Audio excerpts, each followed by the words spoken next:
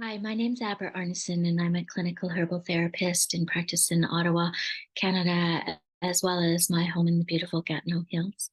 I'm in my home right now, and this is my apothecary, which is like kind of like taking care of a child. You have to feed it every day, clean it up.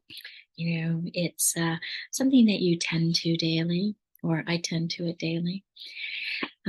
Yeah, so plant medicine that comes from living beings. And I think that's really a big part of understanding plant medicine is that plants are living beings, they're complex, um, just as all human beings are slightly different and in many ways quite the same. So we have with plants. And sometimes I think it's good to think with big pictures with plants to understand their the simplicity of the relationship they have with the body. And often that big picture for me is by using the language of the elements water, air, fire, and earth. And I also think it's really helpful to look at the small picture with plants. So get into the phytoconstituents and try to understand how the plant uses the phytoconstituents, how the phytoconstituents interact with the environment the plants are growing in, and then how those phytoconstituents interact with the body mind complex of the human being. So today, talking about the lung, we're going to try like really big and really small. Um, Both have incredible value when choosing plants for people and in order to support their health. And that that sounds like a really simple expression to support their health. And I think that's really something that is important to keep in mind when using plant medicine is that we're supporting health with plant medicine. We're not necessarily getting rid of disease. The body does that work. The plants support the health of the body. Mm. Like I can hear people going, wow, what about like infection and that? But that's a whole nother video series, infection. I work a lot in infection in my practice, and I definitely have ideas around how plants support the microbiome in the body. Okay, so let's start. Okay, let's get rid of these side. Okay, so lungs. And trees. So here's your the trachea, and then the bronchi and the bronchioli and branching systems. So nature is elegant in her use of form, and branching systems are found all over nature. They're found within our bodies, such as nerve endings, blood vessels, bronchi. You could even say, in some ways, the colon is a simple branching system. And then, the plant world is famous for their branching systems. So, um, yeah, there's nature is so elegant in her patterns and forms. And as we are part of nature, her patterns and forms are found within our body and mind. And just also in terms of the mind, when you're creating something, using branching systems is a really useful tool as a mind map because our minds also work well in terms of our thoughts and emotions as branching systems. Okay, so this is a little quote I found on trees, and it's just saying that usually we think of trees as you know, uh, working on the atmosphere. We're talking a lot about planting trees to sequester carbon in the ground and the whole oxygen carbon dioxide exchange that goes on between human beings and plants, in particular trees. And this person thinks that they also have a lot to do with water and that they are sort of the great movers of water in the environment by drawing it up from the earth and releasing it into the atmosphere and so on. So the lungs also have a profound relationship with water. And so let's move on. So let's begin with the breath. What is the breath? And having been a meditator for over 30 years and having spent days and days and days meditating on my breath, I certainly have some ideas about what the breath is. The breath's activity is driven by the lungs, or the respiratory system. So we can't really talk about the lungs and the respiratory system without talking about the breath. And so, obviously, the first thing human beings do when they enter this world is they breathe. And the last thing they do as they leave this world is breathe. And it sounds simple and contrite and cliche and all those things, but ultimately the breath is our thread that connects us with life. It's a thread. I think of the breath as a thread, and the breath weaves us into life. And when we stop breathing, that's not a good thing when we hold our breath.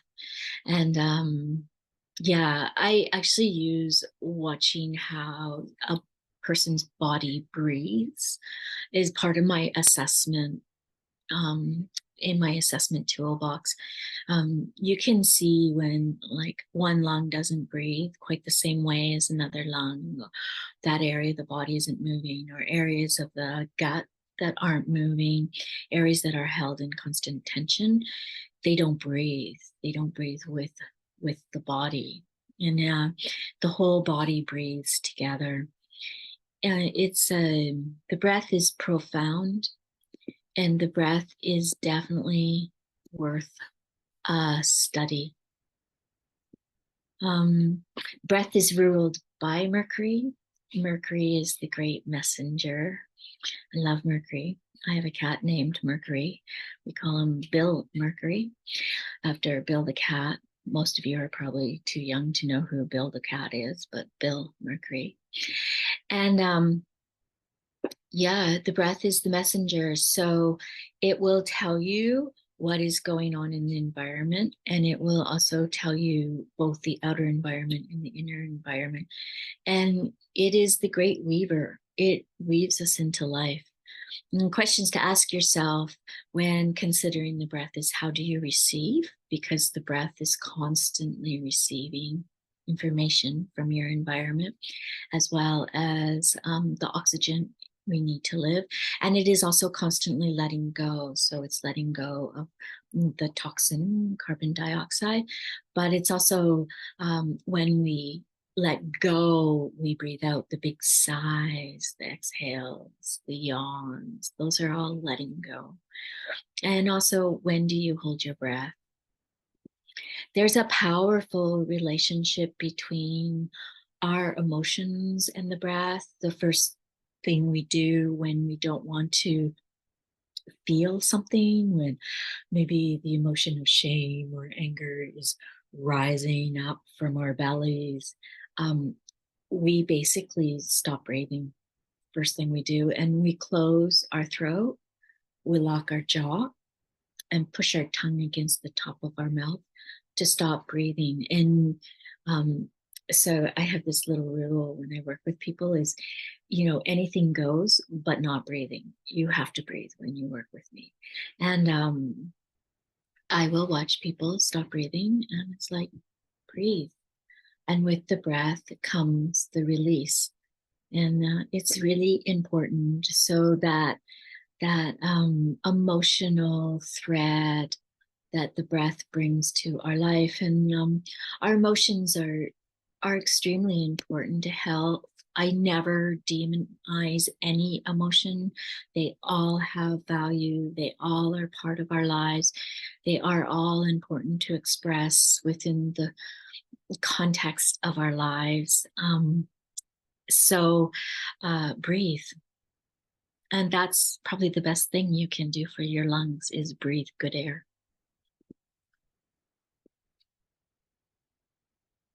Okay. Yeah, and you know, in meditation, one does have these kinds of experiences of like the breath moving through all these um, channels, these invisible channels. In the tradition I practice, they're called nadis, and the breath moves through all those channels right through the entire body to the very tips of your fingers and the tips of your toes, opening up those channels and releasing any knots or knots basically. And knots often come with pain when they're tangled up or when we begin to release them.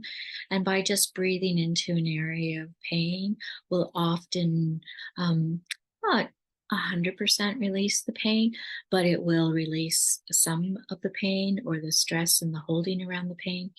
So the breath is a really important to support and allow and watch as a herbalist. It's the great teacher. The breath is also the great guide. If anything, I can always trust my breath. When nothing else seems stable, I can trust my breath. So study the breath. So the breath is a mingling of water, fire, air, and earth. And of course, the big picture, let's start with the elements. So gas, that's the air element. Our air is mostly nitrogen. So that's after the big thunderstorm in the spring and all the trees wake up. And in where I live, they say there's usually a thunderstorm in late February, and that wakes up the trees, particularly the maples, and that's when the sap starts running. So that's when, you run out and tap your trees and start collecting the sap to make maple syrup. So, but what it is on another level is just the thunder is depositing nitrogen into the soil, providing material for the plants to start growing and waking up. It's only 21% oxygen, our air.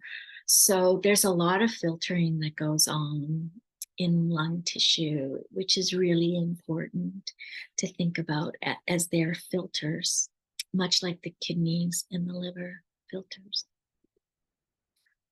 Oxygen, most people think of oxygen kind of like the air element because we breathe in oxygen, but oxygen is actually the fire element.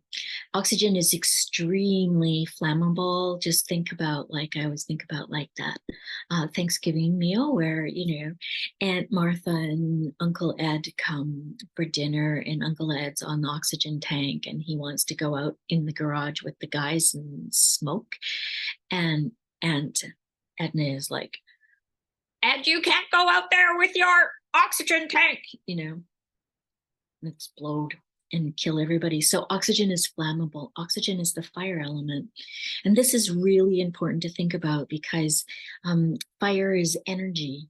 There's a lot of energy in fire: warmth, heat, light, energy. And so our lungs are vehicles to absorb that fire element, which provide light, energy, and heat for the rest of the body. Oxygen. Water. There's a lot of water in the air, especially where I live. Sometimes when I travel and I go into a desert environment, I'm always surprised. Can't breathe, right? The air's so dry. And you have to get used to it, So you think about we're breathing in all that oxygen, which is the fire element. Think of free radicals burning little holes in cell membranes. Free radicals are loose oxygen molecules. You want to have some water accompanying that fire element we're breathing in, the oxygen we're breathing in, and that's the job of the water. It's to keep the lungs and the respiratory pathways cool. Also, the water element in the respiratory system has a role in immune function, helping to control the microbes that we might be breathing in and flush them out of our body. So the water element in the air or that we breathe in is very important. Obviously, we don't want to breathe in too much water element. That's called drowning. But there's always air coming into water coming in with the air that we breathe in. I'll tell you a little story. I was very ill at one point in my life, and I was on life supports. So I was on a respiratory tract. See, there's my scar. And so it's dry air that they're pumping into the lungs because it's coming from a machine. And this is a while ago. The machines are probably better now. Anyways, so you're hooked up to a machine that's pumping air. So they get these special tubes that are attached to like steam. So they send this heat with moisture steam into the air that's being put directly into your respiratory tract down here through the trachea. And so I had this, at one point they put like this T-bar thing on me, and there was all this, the steam was coming into the T-bar to keep the lungs moist because the dried out lungs aren't good. And we'll talk about that in a little bit. But the problem was all the steam was coming up. So you're sort of like sitting there on this, well, laying there on this machine, breathing, and you've got like these billows of steams. Like there's no Hollywood image here. Like it's just like the steam billowing up. And anyways, the steam burnt all the side of my face at one point. And anyways, we got rid of the T-bar thing and found another apparatus to warm and moisten the air I was breathing. So that's one way you can think about like the moisture of the air. It's important. We breathe in water still. We started life breathing in water, and we continue to breathe in water. Carbon is the earth element. Not really going to say much more about that other than that's what we breathe out. We breathe out carbon. And that's our most intrinsic relationship with the plants. It's a very intimate relationship. Plants breathe in carbon dioxide, and people breathe out carbon dioxide. So what we breathe out, we offer to the plants, and what we breathe in, the plants are breathing out O2, oxygen, and that's what we're breathing in. So often when I'm teaching people how to communicate with plants, we just start with that simple exchange is here, I give you carbon dioxide and I accept the oxygen. And just that exchange of breath, it's so elegant. The systems on this planet are so elegant and complex and profound. And that exchange of carbon dioxide and oxygen with the plant world and animal life is beautiful. Oh, mushrooms also breathe oxygen. So what happens when the oxygen enters our body? Let's begin with some passageways. So the nose, our little noses, or our big noses, or our crooked noses, straight noses, pug noses. So much is put on the nose. Yeah, but what's super interesting is these turbinates that the air passes through as we breathe in. And this is all, lining of the nose is all a warm, moist mucous membrane. So as we breathe air in, the mucous membrane that it passes over warms it and moistens it. Remember, they were putting the steam right in here because it wasn't passing through the nose and the sinuses and down into the trachea, being warmed and moistened the air. That's one of the main roles of the nose. And also because of the way the turbinates are set up in the nose, the air spirals up your nose. Again, we have this elegant symbol, the spiral. And we were talking about in the blood video how blood spirals through blood vessels. So here we have the spiral again. Nose hairs are really important because they trap particles and dust.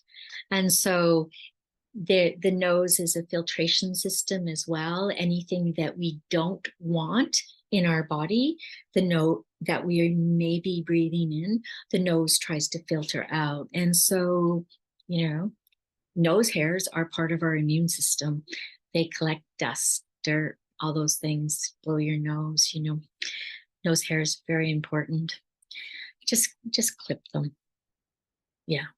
No one wants to look at your nose hairs. Please clip your nose hairs. Yeah. And then we have snot or mucus. And the perpetual runny nose, a kid's perpetual runny nose, or the runny nose when you get a cold and it's so annoying. Well, that runny nose is a really important part of your immune function. The mucus, here, I'm gonna just stop that slide. It's kind of gross. Yeah, so mucus is high in immunoglobulins called IgA antibodies, and these guys, like, they are sort of like they attack all sorts of microbes. There's nothing very specific about them. So as you're breathing in, your mucous membrane is lined with these. They are all in the lumens underneath the mucous membrane. They kind of fill this whole area of your body, these IgA antibodies, and they go in and they just attack any virus, bacteria that you really don't want in your body. And they basically take it out, stick it in the mucous membrane, cause a little inflammation, which triggers a release of mucus and the mucus carries the microbes out of the body. The IgA antibodies also create a situation where the microbes can't move. They kind of like, tie them up and don't let them move deeper into the body as well.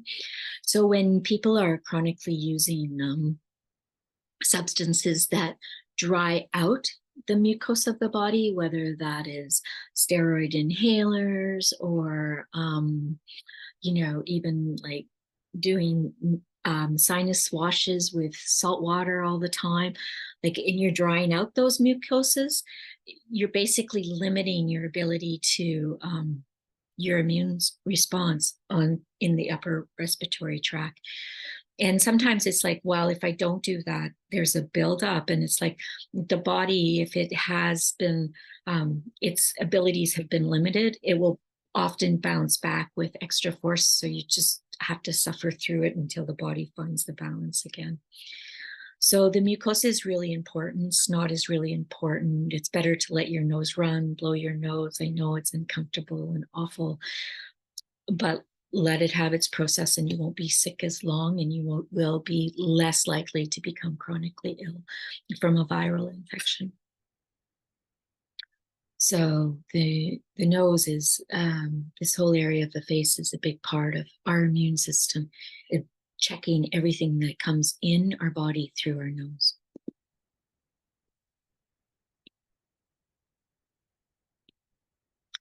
There's this brilliant formula. I love this formula so much. And this formula I found in Carrie Bones and Simon Mill's book,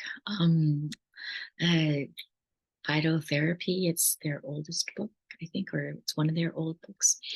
Anyways, they have a sinus rub, and it's 10 mils myrrh and 10 mils high golden seal, 10 mils of lobelia, 10 mils of cayenne, and 10 mils of bayberry. When I teach formulation, I often use this formula as a sample formula, as it's like such a great formula.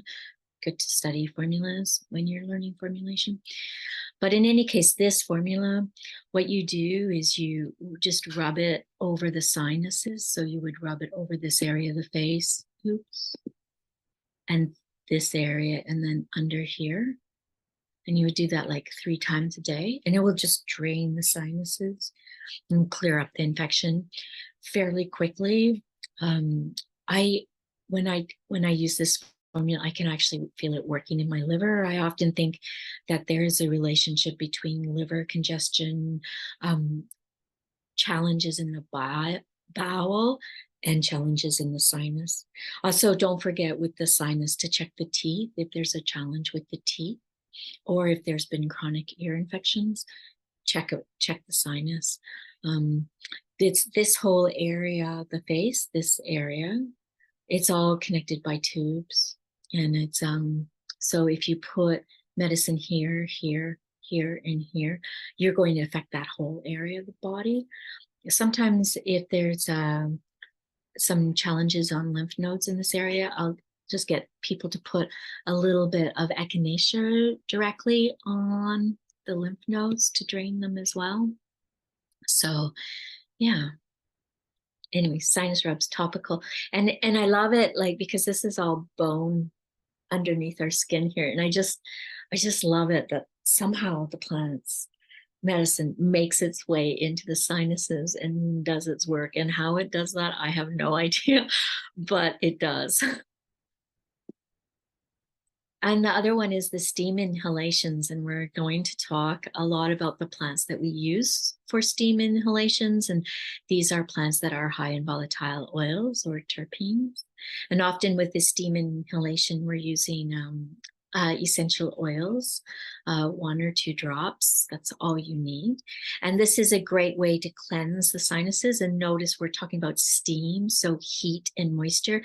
And if you put a little bit of a plant with a volatile oil, the volatile oils actually, besides having some ability to balance the microbiome, also irritate the lining of the mucosa in the upper respiratory passages, and causes a release of mucus. So you've got that carrying the microbes, the unwanted microbes, out of your nasal passages. And steam inhalations are great medicine and simple to do and very cost effective. I usually just put a big cloth, like a big sheet over my kitchen table, and sit under my kitchen table and kind of like make this little like kind of sweat lodge thing under my kitchen table and just sitting there. My husband and I will just sit under the kitchen table with a big pot of steamy water with some plants in it. And yeah, it works great. So this is another view of our upper respiratory tract. And I just want to point out, this is the olfactory bulb. So this is the nerve endings that are responsible for our breathing, or our smelling, sorry, not our breathing, our smelling, but also our breathing, because, we think this is just about smell, but there's a lot that goes on in this olfactory bulb, including it's high in receptors for melatonin. Super interesting. Yeah, high in receptors of all sorts of hormones. Remember, those pheromones our lovers release, that, oh boy, it's time, right? So anyways, the olfactory bulb is high in melatonin receptors. So what does it smell like where you're sleeping is really important question to ask if you have insomnia. And there's this amazing plant called lavender that's high in terpenes. So the terpenes are the ones that release the scent into the air. And it's actually shown that lavender increases melatonin blood levels in people, which is outrageous. So I just wonder if there's some relationship between the olfactory bulb, the melatonin, and the melatonin levels. And everybody knows lavender for sleep. And, a few drops on your pillow help. And even if it doesn't put you to sleep, you'll have less anxiety about sleep, which is a good thing if you're an insomniac. And breathing in sleep is a big deal. Like, Yeah, I wasn't gonna actually talk about this, but talking about sleep and breathing, breathing's a big deal. So it's always useful to, if someone is an insomniac, or they are having challenges breathing, waking up really tired, memory loss, maybe a lot of body pain, and they're snoring, it's worthwhile sending them to a sleep clinic and getting them tested for sleep apnea. I know a lot of people hate that machine, but a good night's sleep, without the good night's sleep, there is no health. So sleep is really important, but sleep, you can help sleep by opening up the pathways so people can sleep, can breathe while they're sleeping. That's really important. And often, if someone's really restless with a sleep apnea machine, I often just use some calming nervines, and it helps them kind of settle into having the sleep apnea. And I also sometimes will work with people who snore, although it's challenging. It's a complex condition, snoring. Okay, so let's move on to the lower respiratory tracts. So here's the thyroid. Love it. And then so this is up in your neck, and then this comes down here. This is about the trachea. So this is about where my scar is. It's in the trachea. They cut into the trachea. And then you get into the bronchi, bronchioli, and the alveoli. And this is basically your respiratory tract. The lungs are slightly different shapes and sizes because of the size of the liver on the right side, and you can see that here. Different lobes. The left lobe has 3. The heart sits right here, so the heart's snuggled right into the in between the lungs, and this would be like the diaphragm through here, and then right here sits the liver. And talking about moisture in the lungs is sometimes if there's a lot of liver heat, so congested blood in the liver, check out the liver video and the blood video for talking about congested blood in the liver. And the heat from the liver will rise and dry out the lungs. So that's a really important thing to consider, keeping the lungs moist. Okay. So the whole respiratory tract is lined with the mucous membrane. And there's a whole video on the mucous membrane, so keep your eyes open for that. Because herbalists are always working with this amazing lining of every lumen in your body. And so the question is always for the lower respiratory tract, is it wet or is it dry? If it's wet, that's not good. That's called pneumonia. Or it could be like a really deep bronchial congestion, a really wet cough. So when you cough, you're coughing up mucus, or you might hear the gurgling. If you listen closely, have a stethoscope and put it on the lungs, you'll hear that gurgling in the lungs. That's wet. You do not want wet lungs, but you also don't want dry. So that would be your barking cough, that cough that's wretched and just causes stabbing pains all through your respiratory tract. You don't want that either. So the first question you ask about when you're assessing the respiratory tract, is it wet or is it dry? And this will give you a clue whether you're going to use stimulating or soothing expectorants. So the soothing expectorants are the demulcents, and marshmallow is a great demulcent for the respiratory tract. Marshmallow is super easy plant to grow where I live. In Quebec, it's like self-seeding all over the garden. So actually this afternoon I'm going to go out and dig up my marshmallow roots. I never use a tincture of this plant. I always use a tea, and I don't do the traditional way to do it is with an overnight cold infusion in the fridge. So you take a tablespoon of marshmallow root and put water, just room temperature water or cold water over the root, a cup, 2 cups, and stick it in the fridge and put a lid on it overnight. And in the morning you have this slime for lack of a better word. And anyways, I had some pretty significant compliance issues with giving people that kind of demulcent. They just won't take it. And I actually can't really blame them. It's texture wise, it's just very unpleasant. But I do find just a simple steep. I still do an overnight steep, but I do an overnight steep in a mason jar on the kitchen counter. It's not as thick, it's not as slimy, but it still works. And you much better compliance. So I never tincture my demulcents. The demulcents are basically made with sugars, and sugars are all water soluble. So great medicine using water, and you're trying to bring moisture in, encourages people to drink more water. So I like a demulcent, and it just soothes and coats, and yeah, it's a beautiful, beautiful thing, demulcents. When there's a lot of dryness, dry barking cough, or just a sense of dryness in the lungs, the demulcents will help. Demulcents are really important for smokers. No matter what you're smoking, demulcents are important because the smoke the fire in the smoke dries out the lungs. Licorice is another great demulcent for the respiratory tract. Again, this would be not so much in a tincture form unless it's a low alcohol tincture, but again, in a tea. Licorice is probably one of the most complex plants in the apothecary, and depending on how you prepare it, you're getting different medicine. For the demulcent aspect of the licorice, you want to make a tea.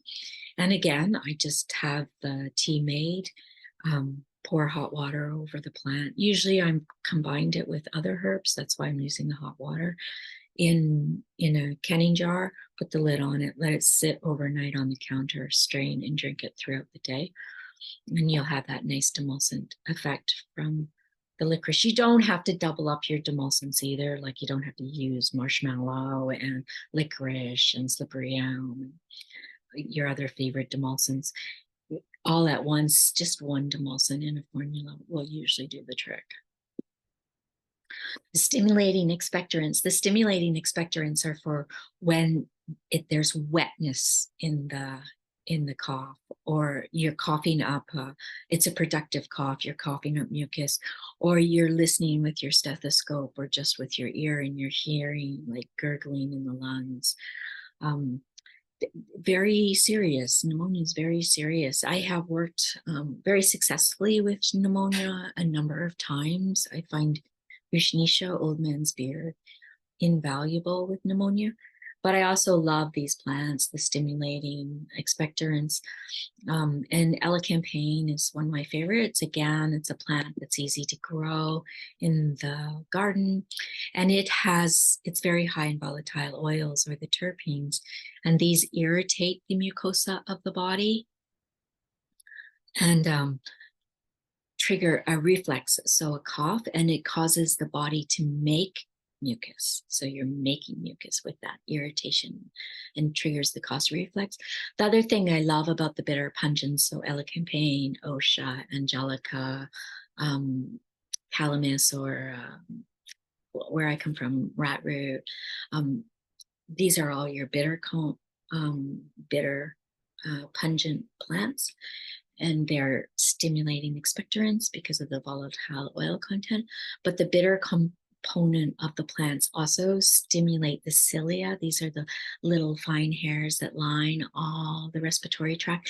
They stimulate the movement of the cilia, and the cilia actually pushes the mucus up and out of the respiratory tract. And that bitters stimulate the movement of cilia.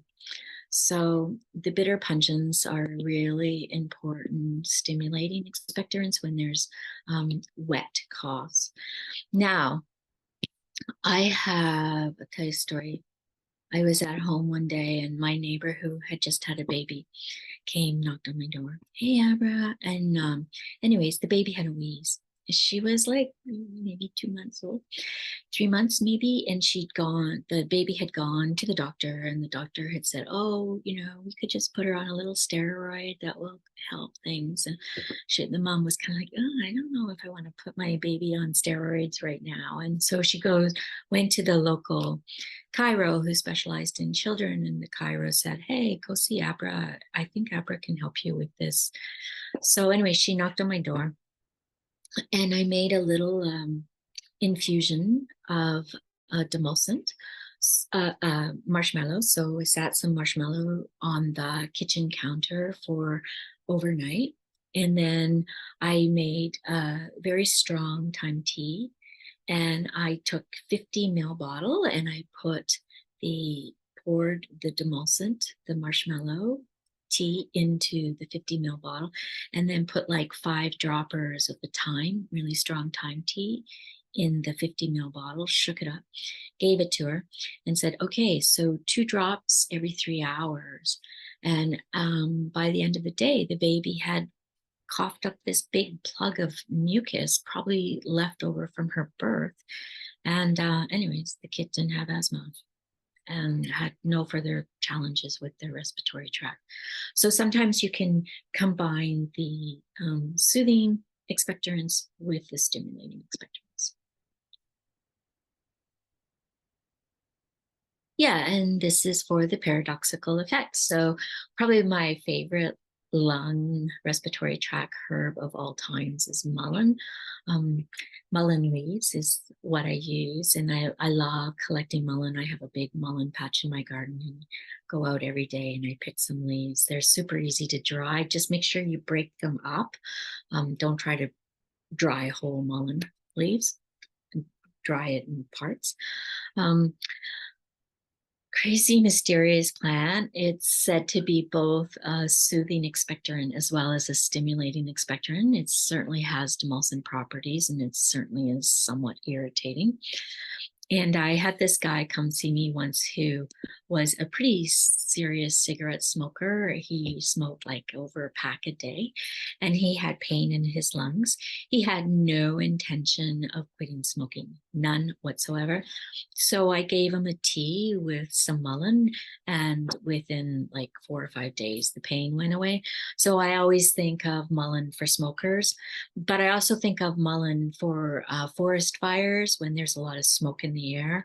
Drinking mullein tea is a really good idea. And mullein is a plant that I will combine with something like elecampane or thyme. Thyme is one of my favorite respiratory herbs as well. Thyme, mullein, marshmallow, and it will help clear out the smoke, soothe the irritation to the underlying tissues. That's an excellent. And also the thyme or the elecampane will help rebalance the microbiome in the respiratory tract. And then another really great paradoxical plant is plantain. Super easy to come across some good plantain. And this plant is high in tannins as well as mucilage. So the tannins will help heal any irritation of the underlying tissues in the respiratory tract, while the demulcent action helps support the mucosa of the respiratory tract. Yeah. And tannins also have a profound effect on the microbiome. So this is a really important plant, plantain. Again, this is another plant I use as a tea. Mullein I usually use as a tea as well. Okay, so let's talk about the alveoli. These are the little tiny sacs where the air exchange actually happens in the base of the lungs at the end of the bronchioli. And they're covered in capillary beds. So these little alveoli are single cell sacs, and then they're covered in single cell tubes called capillaries. And that is where the oxygen is absorbed into the blood, and the carbon dioxide is absorbed back into the alveoli to travel up through the tubes to be so we can breathe them out. Yeah, I often think of the alveoli and grapes. I I can't, like, those two images kind of fit together for me, especially since the grape skin is so thin and you peel off the grape skin and then you have this nice juicy moisture underneath full of antioxidants, because remember, this is all about oxygen, and oxygen is fire. Antioxidants are really important in this area of the lung, and these are all our flavonoids, and grapes are really high in antioxidants. So I always think of grapes are really great for the lung, and they're soothing and moistening, which is something else the lungs and the alveoli and the bronchi love. So yeah, grapes. Um, but yeah, what else did I want to say about this? The big key is that those single cell, and that's where the gas exchange happens between the lungs and the blood. So the lung tissue, the alveoli, is fragile as bubble gum. So when you blow up a bubble, that's how thin it is and how easily they break. So this is really, really tender tissue that needs a lot of care. And, if we're bringing a lot of fire into our lungs with smoke, we need a lot of care. So plants like grapes are great for the lungs because they soothe, moisten, and they're high in flavonoids, and they're very healing to the tissues of the lungs. These are a couple of plants that are used to moisten the area of the alveoli. Butterfly weed, which is a great plant to grow in your garden. Well, both these you can grow in your garden so easily, at least where I live. I grow both these plants, and butterfly weed is considered an at-risk or threatened plant with the United Plant Savers. So it's a beautiful plant to grow. The butterflies love it. It self-seeds easily where I live. You have to grow it for about 3 years before you can harvest the roots. And again, it has this demulcent effect, but very low down in the respiratory tract, down in the alveoli, without leaving behind a lot of water. You also don't, these are very thin tissues, so water will like dampen them down and impede their ability to expand and contract, the weight of the water. So butterfly weed is very specific to hardness in the alveoli. So they used to call it pleurisy. Pleurisy is, yeah, I don't want to go down the road of pleurisy, but yeah, so this would be a plant that not only removes excess water, but also moistens alveoli at the same time. And Solomon seal I find is similar to pleurisy weed or butterfly weed. It has a similar effect. It tends to the alveoli of the lungs. And don't forget to use your plants high in flavonoids to tend to the alveoli as well. Okay, and because those blood vessels are all around the alveoli, tend to the blood vessels, the microcirculation, always, always, always, if there is a deep-seated lung challenge. So we could be talking about lung cancer here, or we could be talking about a really chronic pneumonia that has not resolved with rounds of antibiotics. Or we could talk about like my situation where there was significant lung damage due to illness and medical interventions. So these are all great plants for the microcirculation of the entire body, including in the lungs, around the alveoli. I really like linden. Linden is a very soothing plant. It's the most soothing of these 3 plants. It's considered a demulcent for blood vessels. So if there's a lot of dryness in the body, so if there's been a lot of fever and inflammation, that's all fire element. Excess fire dries out the body, or if there's a lot of the liver has a lot of congested blood, which has heated the lungs, drying them out. Linden's a really nice plant to choose for the capillary beds of the lungs. Rosemary is also great. Slightly irritating. It is considered a stimulating expectorant, so just be aware of that. And then Japanese knotweed is also a great plant, but extremely drying. And you have to watch that drying energetic in Japanese knotweed because you do not want to dry out the body.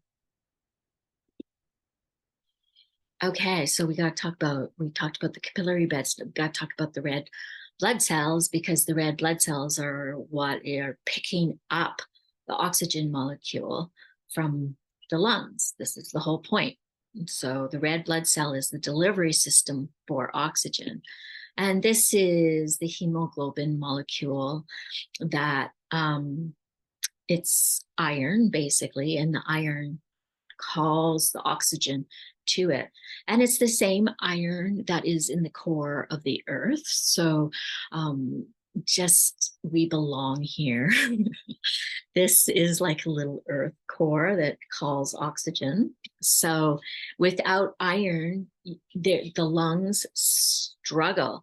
So sometimes you'll hear people, they have shortness of breath and they might have heart palpitations and people are thinking it's all sorts of things, but it could be just simply anemia.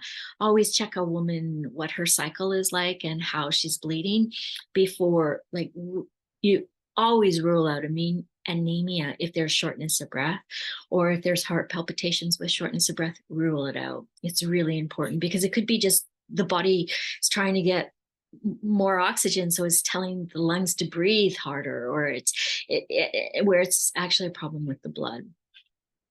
So always double check that. Or it could be just a diet that's low in iron, a serious nutritional deficiency, as can happen in fad diets.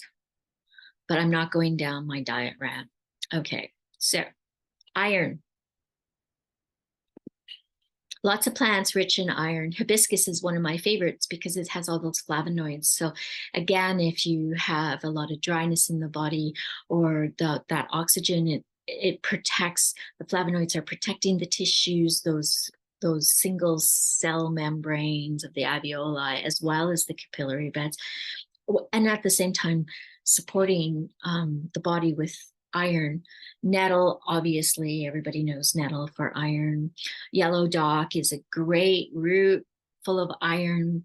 And then reishi mushrooms, also high in iron. And you can use multiple sources for iron. I especially if someone is seriously iron deficient, because then the body has different ways of pulling it. Yeah, I use multiple sources of iron in an anemia formula. Okay, so what happens to the oxygen the blood gathers from the alveoli? So what we've had, okay, so through our noses, we breathe in the air, which is 20% oxygen. It's traveled down through the tubes of our neck, down into our chest, through the bronchi to the alveoli, where the alveoli filter out the oxygen from the nitrogen and the carbon and all the other stuff that's in all other gases that's in the air. And the oxygen is sucked through the single cell membranes of the alveoli and the capillary bed and attached to the iron in the red blood cells. And now those red blood cells are going all over your body, delivering oxygen. Okay, so now what?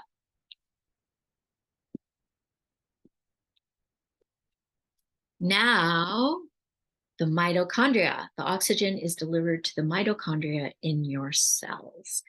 And the mitochondria are the energy drivers of your cells. The mitochondria make all your energy.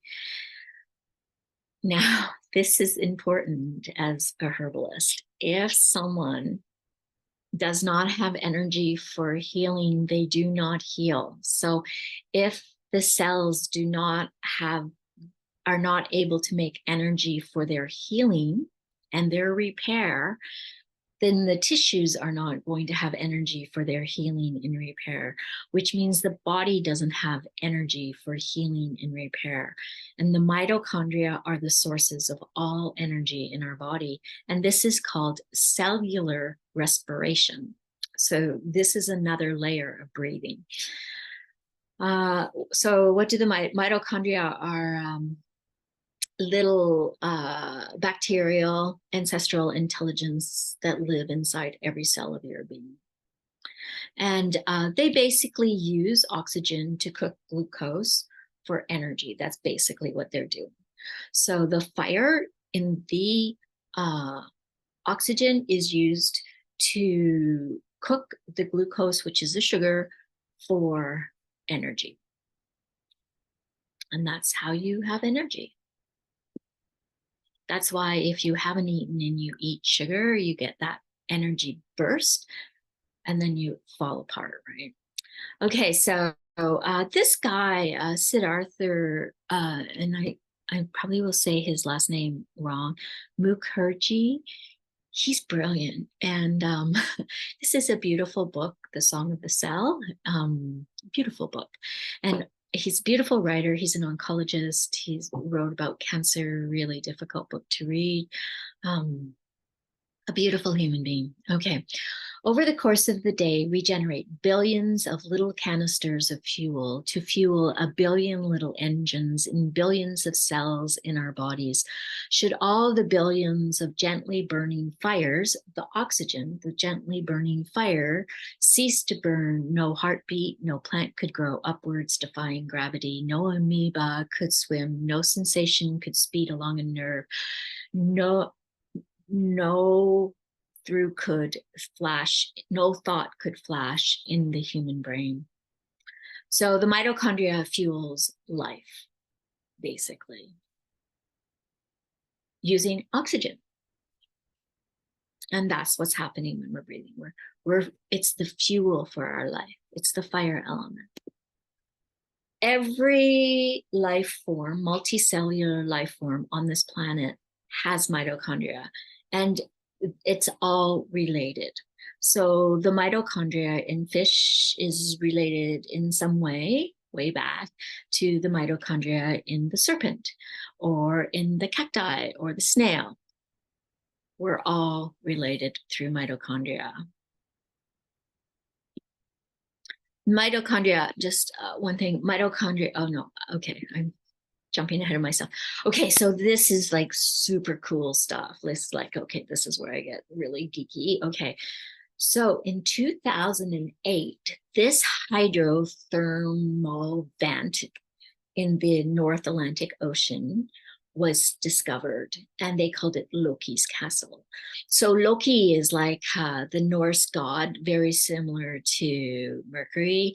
Not quite so much a messenger though, although he does carry messages, but he's like, I think he's part giant wolf and part giant.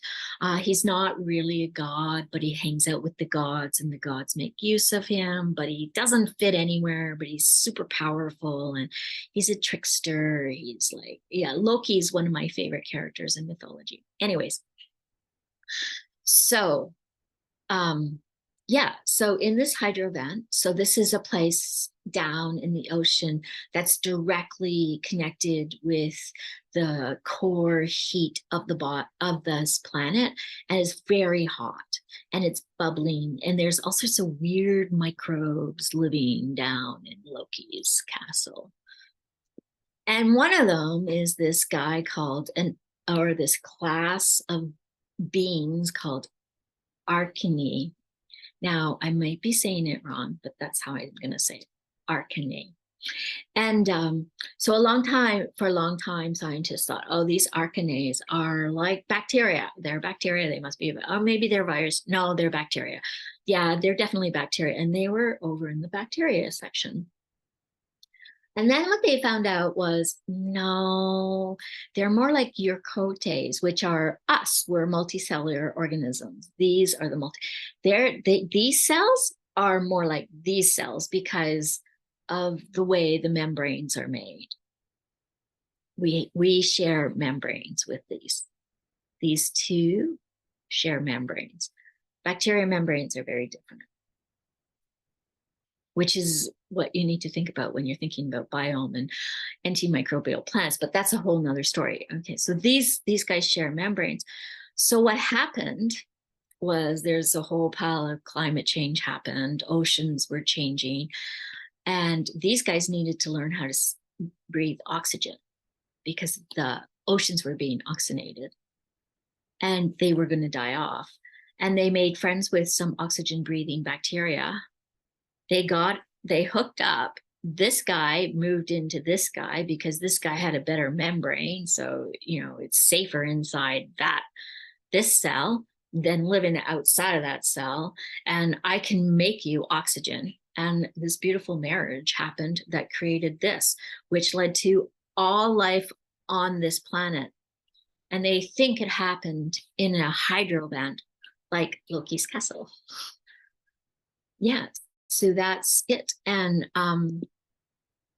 it's actually interesting that the bacteria that its origin of, so sorry, this is just coming out of my brain now. The bacteria that is the origin of mitochondria is related to the bacteria that causes Rocky Mountain spotted fever, one of the co-infections for Lyme disease. So that's a whole nother conversation, but super interesting. So we, with the rest of life, share this bacterial intelligence that creates energy for us by cooking oxygen, by using oxygen to cook glucose, and that's mitochondria. And that's where the oxygen goes that we breathe in. That's where it goes to make energy. So if you have bad energy, you got to ask, if your energy is low, what's going on with your mitochondria? And this is another picture. The other thing, what's going on? So just some great mitochondrial facts. And this stuff I could go down a whole rabbit hole with, but we're just going to do a little bit. So every cell in your body contains hundreds to thousands of these. Highest levels are in your liver, your heart, and your blood.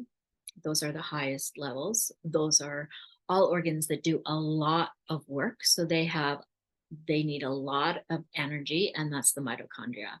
So breathing helps the heart, the brain, and the liver. And good airways helps those organs.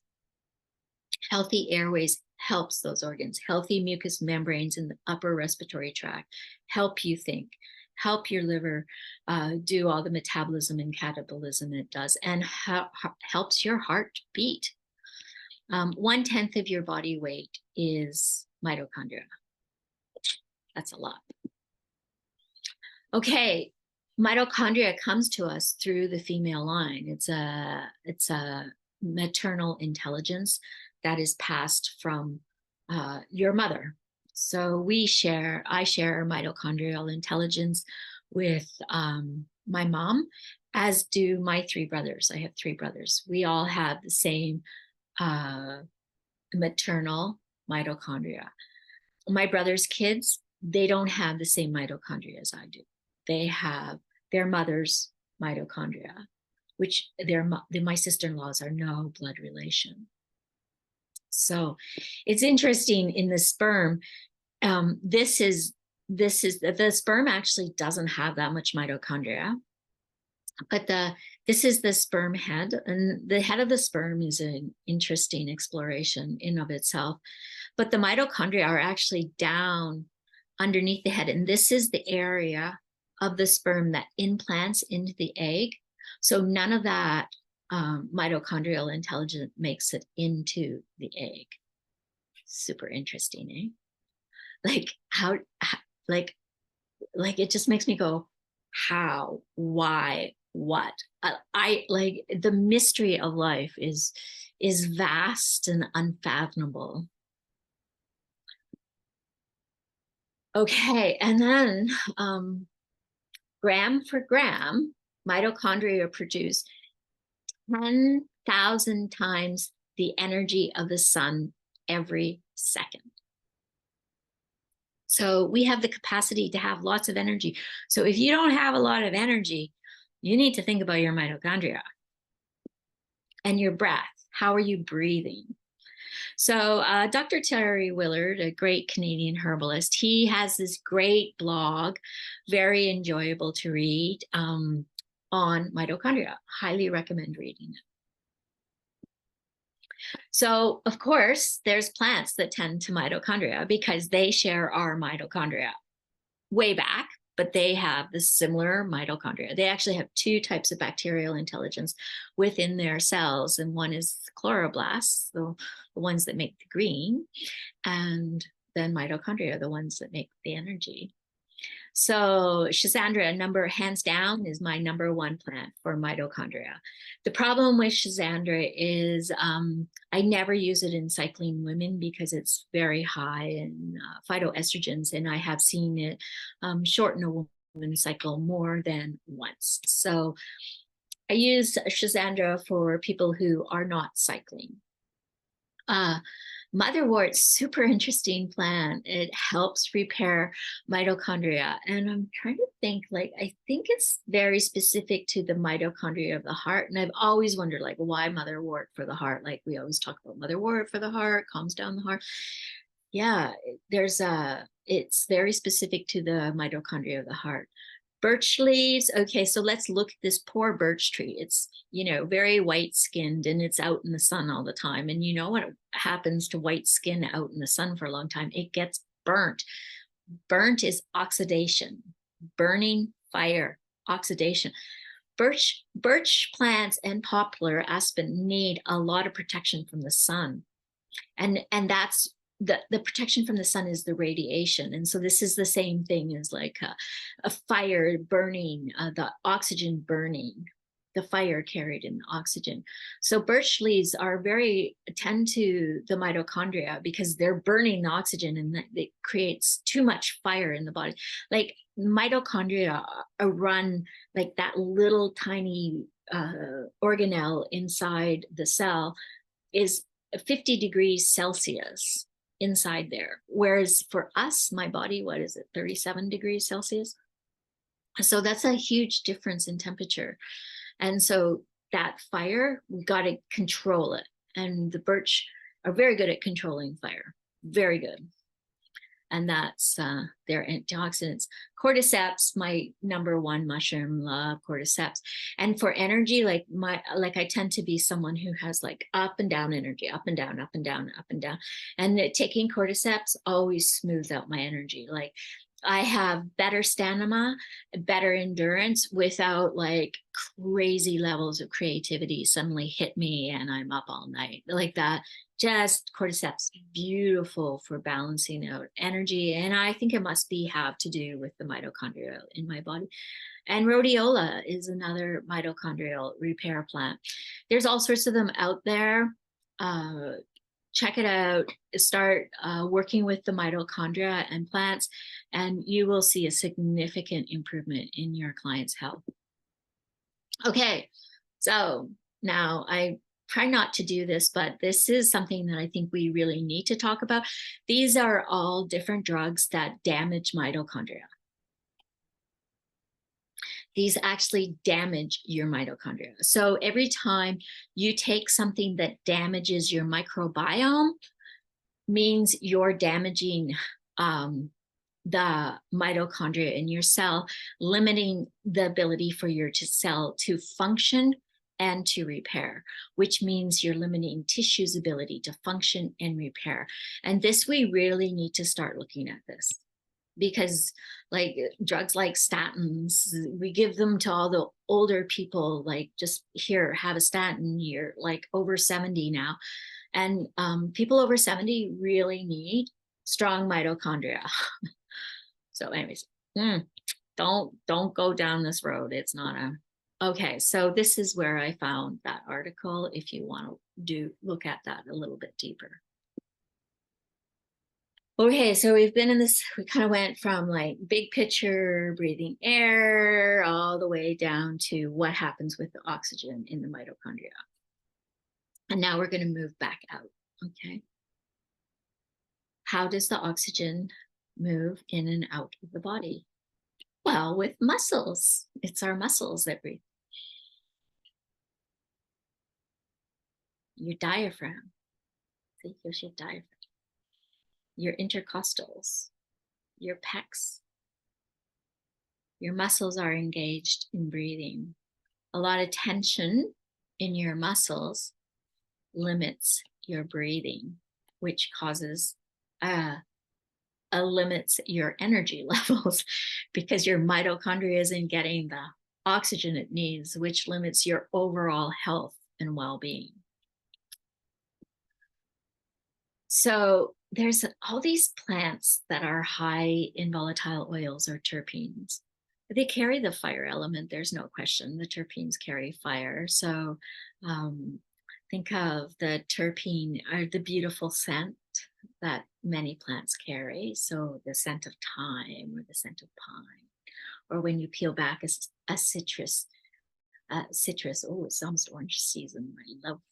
I love Christmas for the oranges. Lift off the peel and you get that burst of that fresh scent of orange or citrus. And then mandara, bee balm, it's very fragrant. These are all terpenes, and these terpenes the plant releases into the atmosphere for a number of reasons. One, to control the microbes in its environment. These are all terpenes are definitely have an effect on the microbiome of this planet, as well as when we take them, our microbiome and the microbiome surrounding the plant, including in the air and soil. And they're also used for letting pollinators know, hey, come and fertilize me. So the terpenes have all sorts of actions.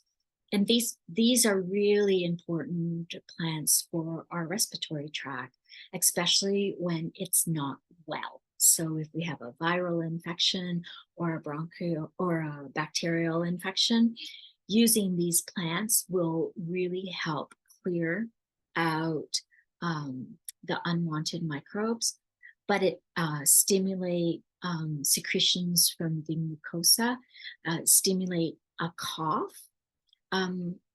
But they also are used to clarify the mind. Think of walking through a pine forest, how that clarifies the mind. Yeah, these are all really, the other thing these plants do, right, this is where I want, because we're talking about muscles, right? These plants will all relax the bronchi, relax the muscles in the bronchi. That's one of the things they do. Remember, the nose smells all these things, and there's all these hormone receptors up in the olfactory bulb. Does it trigger relaxation throughout the body, or is it just really specific to the bronchi? So when I work with helping people come off inhalers, I use these plants to relax the muscles of the bronchi and limit that feeling of shortness of breath for them. These and other herbs, but these herbs for sure. Definitely thyme or hyssops. They use hyssops a lot in this way as well. These are really important plants. So thymol, which is one of the great bronchial relaxers, is found in both thyme and mandara, the bee balm. Pine also relaxes the bronchi, and they're found in pinene, or beta pinene is a bronchial relaxer, relaxes the muscles in the bronchi. It's hyssops and pine. So it's found in these two. So if you combine, say, thyme with a little bit of hyssops, or mandara with a little bit of hyssops, you have this really lovely bronchial relaxation of the breathing muscles, which is crazy important, as well as all the other effects that this medicine brings. In the atmosphere, the plants are constantly releasing terpenes into the atmosphere. And it's shown that these terpenes, so these are little volatile oils, they're fatty substances. They're very sticky. Remember, like if you put oil on your skin, it's kind of sticky for a little bit until the oil is absorbed in. Oil is sticky. It's like water sticky. It goes up, they go up into the atmosphere, and they actually attract water molecules to stick to them. And in this way also they go up into the ozone layer, and they actually support the health of the ozone layer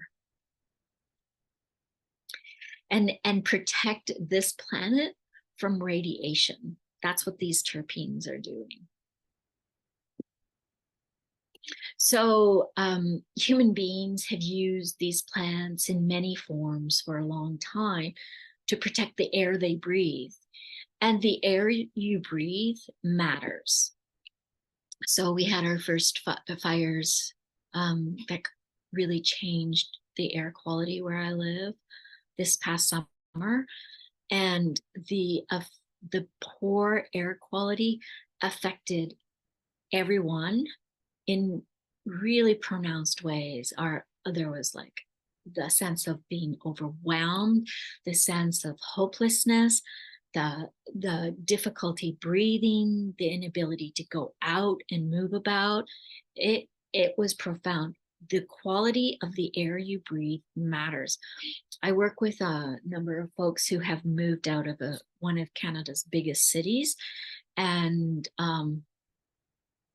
they all show up with asthma. And we get rid of the asthma once they start breathing better air. Or another guy I know, he was living near these big farms that had monocultures and were using a lot of pesticides, moved out of that area, and his health improved immensely. Again, we're back to air quality. Air quality matters. And the terpenes provide better air quality for us all. The plants are constantly doing that, supporting our air quality and protecting us from the sun's radiation. So in the UK and Europe, they used to put plants on the floors when there was contagions in the environment, and you would walk across the floors, like mugwort or wormwood were very popular plants, strew across the floors, and you would walk on them, releasing these terpenes to clean the air. Smudging, burning plants, smoke, tradition across all cultures, releasing the terpenes into the air to clean the air. So these plants are really important. If you are not breathing good air, there's a problem, because you need good oxygen to fuel everything your body does. Okay, and let's finish with one of my favorites, Lobeila. You're breaking my heart. I love Lobeila. Lobeila is like one of my favorite all-time plants. And it grows where I live. I find little patches of it once in a while, and I'm always so happy when I find some Lobeila. I grow it in my garden, and I'm super happy that it seems like it's making its home in the garden. I don't know. It's a little bit of a wily plant, ruled by Mercury. But Lobeila, I tell you, it's the breath plant. It relaxes all the bronchi, and you take just a very small amount, a couple of drops, one drop, and it's like, oh, I can breathe. Lobeila, it's the ultimate breath plant. So I hope you enjoyed this video. Please leave comments, questions, concerns. I'm going to check them once a week, and I'll get back to you. Check out my other videos. Hope you enjoyed them. And love your plants, love your body. We're also like woven into life on this beautiful planet. Love this planet, and have a great day. Bye.